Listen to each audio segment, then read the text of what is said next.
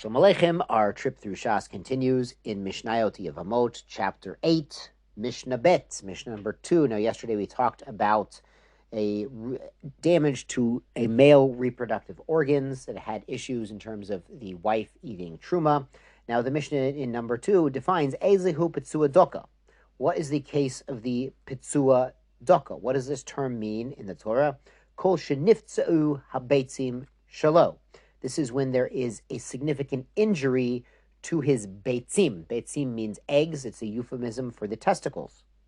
Va'afilu ahat mehen. Even if one of them is disabled, but it's done in a manner where this man is medically assessed to no longer be able to bear children.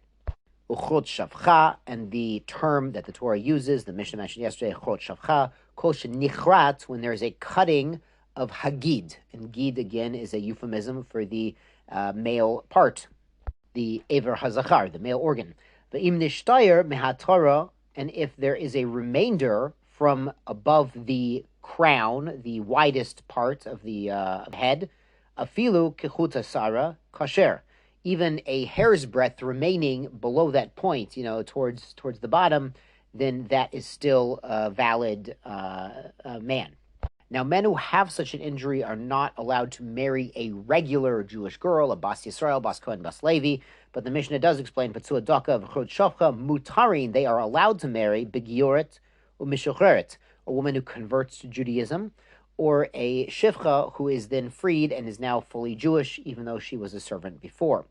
Einan Asurin Me'ela Milavo Bakahal, but they're not prohibited, these men are not prohibited, except to come in the normal mainstream congregation. Shenemar, as the Torah says, Lo Yavo Petzua Daka Chod Shafa Bekal Hashem, that they cannot marry into the Kal Hashem, meaning the daughter of a regular Yisrael, Levi, or Cohen, but other types of Jews they would still be allowed to marry. In modern times, Baruch Hashem, many of the injuries are actually medically treatable through surgery. So, of course, God forbid this should come up. But if you happen to hear of someone who has this issue, they should consult their local Orthodox rabbi and their local competent urologist. Let's go on to Mishnah Gimel. Ammoni Moavi, a man from the nation of Ammon or from Moab, Asurim. They are prohibited from marrying into the Jewish people. The Asuran Isur Olam, and this is a lasting prohibition, meaning even if they converted to Judaism, their children, their grandchildren, cannot marry into the Kahal, the regular children of Yisrael, Cohen, and Levi. Avol Nikevotehen, but the women from Ammon and Moab, Mutarot Yad, they can immediately marry, after a legal conversion, a regular Jewish person. This halacha, this legal ruling, is discussed in detail in the Gemara in Yevamot, Daf 77, and the most famous example of this was Ruth, if you like, Ruth, who converted into Judaism and married Boaz, and famously her grandson is King David. And Gemara in Yevamot explains that there was some dispute over the legality of the marriage of Ruth and Boaz and her conversion, if that was really something that they should have done. And then they laid down the law. They said, listen, the law is a female from Ammon and Moab could immediately marry into the Jewish nation, but the males cannot. And they explain that the Pasuk states, this is in Deuteronomy chapter 23, verse 4, that the Ammonites and Moabites cannot join the Jewish nation, even the 10th generation. And then it explains in verse 5, Al davar asher lo kidmotchem belechem uvamayim. They didn't come out to greet you with bread and water, but derech b'tzeitim Mitzrayim, when you were going up from Mitzrayim.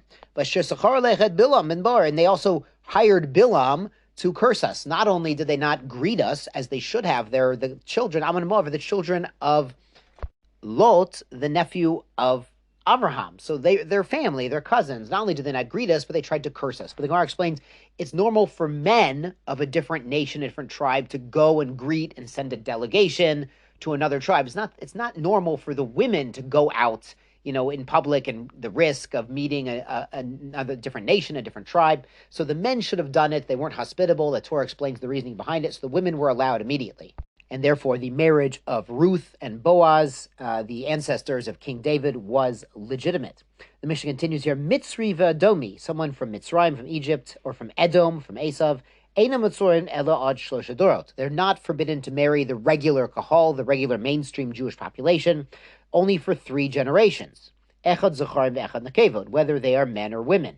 So, for example, an Egyptian converted to Judaism, he could marry another convert, perhaps another Egyptian or a Edomite, and then they'd have a child that's second generation. They'd marry the child to another second generation convert, and then those children, the third generation, could marry into the regular mainstream population. Rabbi Shimon matir et nekevot miyad. Rabbi Shimon compares this, we'll see, to Ammon and Moav and allows the women immediately. Amar Rabbi Shimon, and Rabbi Shimon explains himself. Kal v'chomer hadvarim. It's a light to heavy, this matter. Kal v'chomer is a logical inference done by comparing something more strict to something more lenient, as we'll see. He says, Ma im b'makom she'asar et zacharim isur olam. Just like in the situation where the Torah prohibits the males to enter the kahal, the mainstream Jewish population, forever, meaning by Ammon and Moav, Hitzir et nekevot miyad, but it allows the women immediately, as we've explained. Makom shelo asar et zacharim ela ad shlosha dorot.